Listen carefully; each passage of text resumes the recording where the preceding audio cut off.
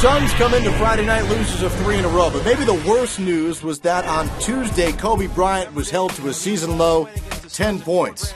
11 times this season he's gone for 40-plus against the Suns.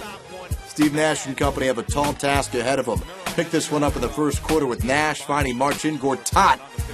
That put the Suns up by 7, but there was plenty of game left to be played, and Kobe starts to go to work.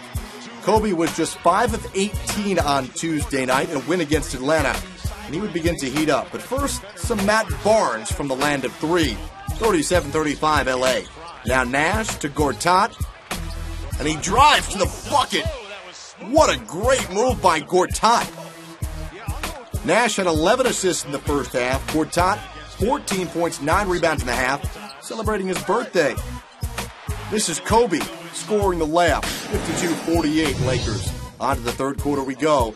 Jared Dudley off target, Kobe the rebound. And on the other end, here come the Lakers.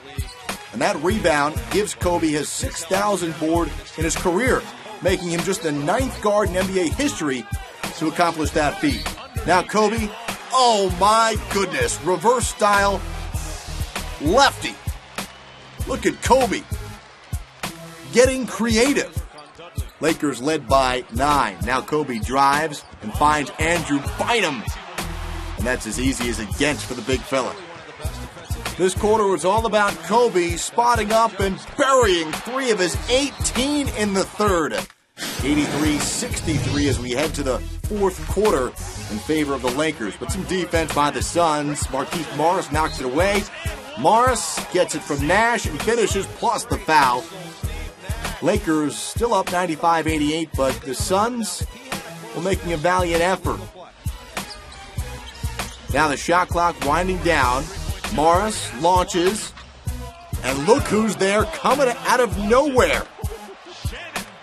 Wow, Shannon Brown throwing it down. Suns all of a sudden within 5. Kobe, oh, filthy. Lefty floater, 101-90.